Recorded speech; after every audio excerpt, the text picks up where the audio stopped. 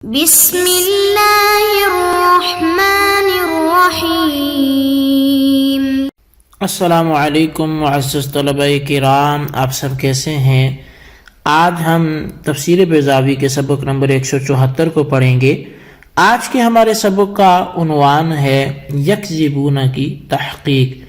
آج کے ہمارے سبق کی عبارت بما کانوا یکذبون سے شروع ہوتی ہے۔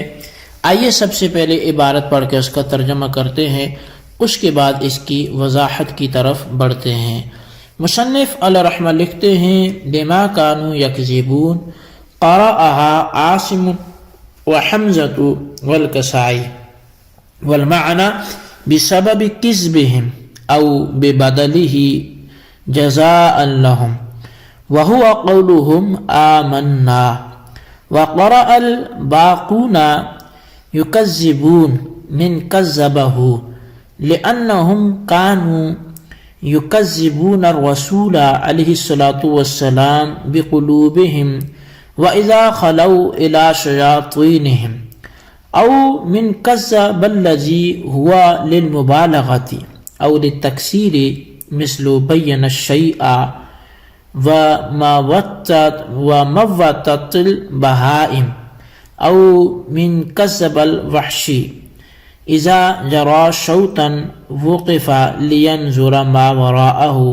فإن المنافق متحير ومتردد۔ ان کی جھوٹ کہنے کی وجہ سے یا اس وجہ سے جو وہ جھٹلاتے تھے۔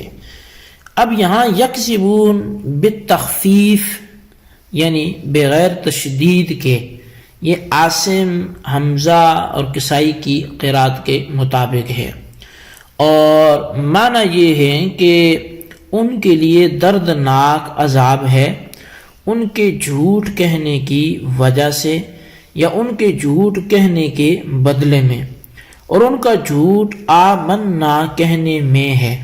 اور باقی قراء نے یکذبون تشدید کے ساتھ پڑھا ہے۔ یہ ماخوذ ہے کذبہ سے، کیونکہ وہ لوگ رسول اللہ صلی اللہ علیہ وسلم کو اپنے دل میں جھوٹا سمجھتے تھے، اور جب اپنے شیطانوں اور اپنے چیلوں کے پاس خلوت میں ہوتے تھے تو زبان سے بھی حضور علیہ الصلوۃ والسلام کو جھوٹا کہتے تھے۔ یہ یا پھر ماخوذ ہے اس کذبہ سے جو مبالغہ یا تکسیر کے لیے آتا ہے، جیسے بیان شے خوب واضح ہو گئی، یا موتت البہائم بہت زیادہ جانور مر گئے، یا یہ پھر ماخوذ ہے کذب الوحشی سے۔ یہ اس وقت بولتے ہیں جب کہ وحشی جانور تھوڑی دور جا کر پیچھے مڑ کے دیکھتا ہو، اور یہ اشتقاق اس لیے موضوع ہے کہ منافق بھی اپنے معاملے میں متحیر اور متردد ہوتا ہے، ٹھیک اسی جانور کی طرح جو دور جا کے پیچھے مڑ مڑ کے حیرانی سے دیکھ رہا ہوتا ہے۔ جی طلبہ کرام، یہ تھی ہمارے آج کے سبق کی عبارت، اس کا ترجمہ، اور آئیے اب اس کی وضاحت کی طرف بڑھتے ہیں۔ سب سے پہلے یکذبون میں بالتخفیف و تشدید دونوں قراءتیں ہیں۔ بالتخفیف کا مطلب ہے یکذبون، اور بالتشدید کا مطلب ہے یکذبون۔ حمزہ، عاصم، کسائی سے تخفیف کی قرات منقول ہے، اور بقیہ قراء سے تشدید مروی ہے۔ اور بما کی با سببیہ بھی ہو سکتی ہے اور جزائیہ بھی ہو سکتی ہے۔ سببیہ کی صورت میں ترجمہ ہوگا کہ ان کے لیے دردناک عذاب ہے جھوٹ بولنے کے سبب سے، اور جزائیہ کی صورت میں ترجمہ ہوگا کہ جھوٹ کے بدلے میں۔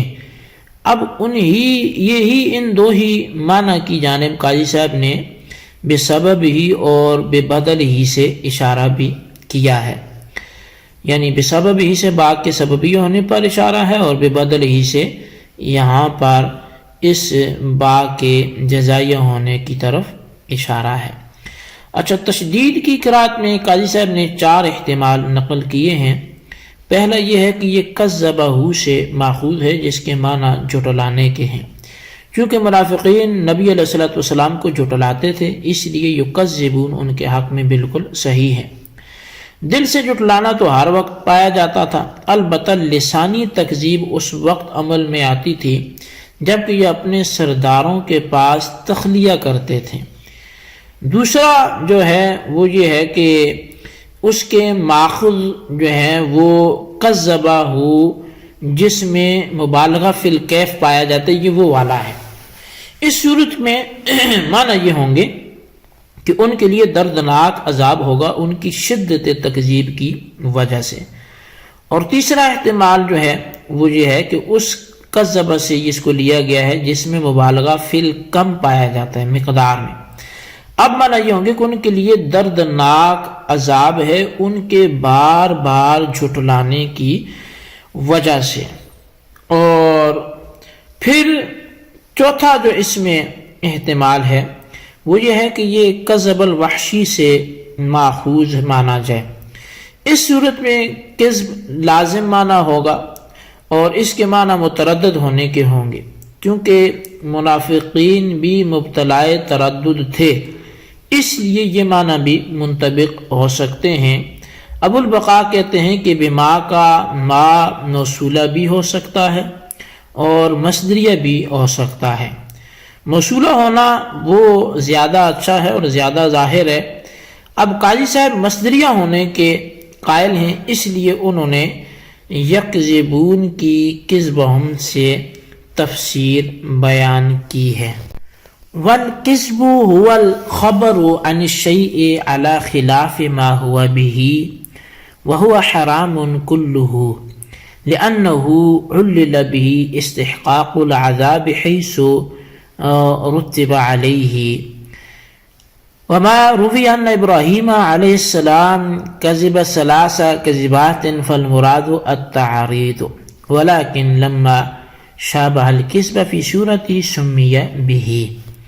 فرماتے ہیں کہ کذب کہتے ہیں کسی چیز کے متعلق خلاف واقع کر دینا، یعنی کسی چیز کے متعلق خلاف واقع خبر دے دینا جو حقیقت کا الٹ ہو، سچ کا الٹ۔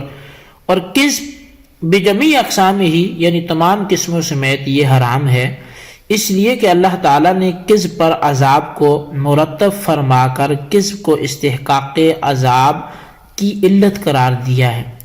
اور روایات میں جو یہ آتا ہے کہ حضرت ابراہیم علیہ السلام نے 3 دفعہ جھوٹ کہا تو اس سے تعریض مراد ہے، لیکن چونکہ صورتاً کذب کے وہ مشابہ تھا اس لیے اسے کذب فرمایا گیا۔ اب یہاں سے تفسیر جو ہے وہ اس کی اگر کریں تو کذب خلاف واقع خبر دینے کو کہتے ہیں۔ قاضی صاحب کے قول کے مطابق کذب تمام اقسام سمیت حرام ہے۔ شیخ زادہ نے تصریح کی ہے کہ حنفیہ کی کتب فقہ میں 3 جگہ جھوٹ کی گنجائش ملتی ہے۔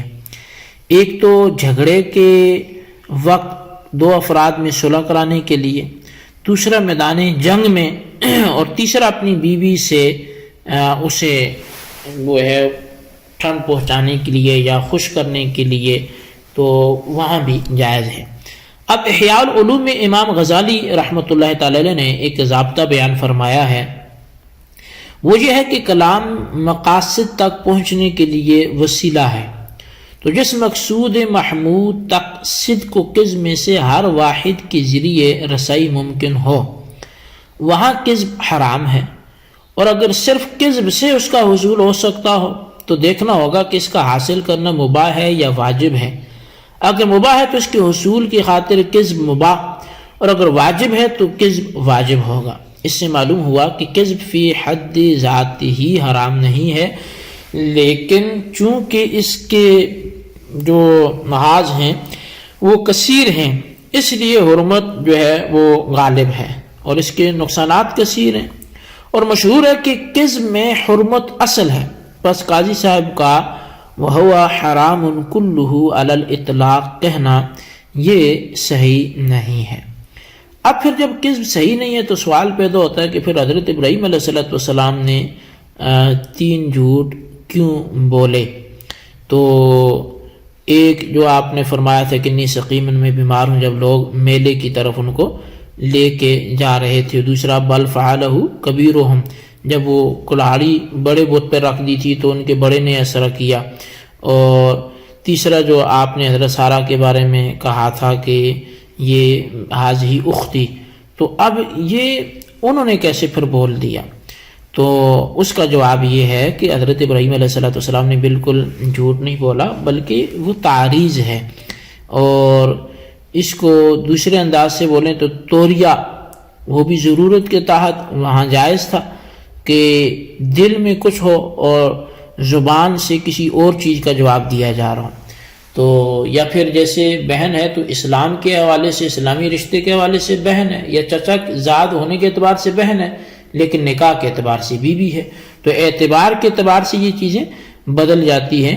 تو وہ تعریض تھی، اور چونکہ وہ عرف کے اندر اس پر کذب کا اطلاق ہوتا ہے تو اس کو، یا وہ تعریض کذب کے زیادہ مشابہ ہے، لگتا یہ ہے کہ شاید یہ جھوٹ ہو حالانکہ وہ جھوٹ نہیں ہے، تو اس لیے اس پر بھی کذب کا اطلاق کر لیا گیا حالانکہ وہ کذب نہیں تھا.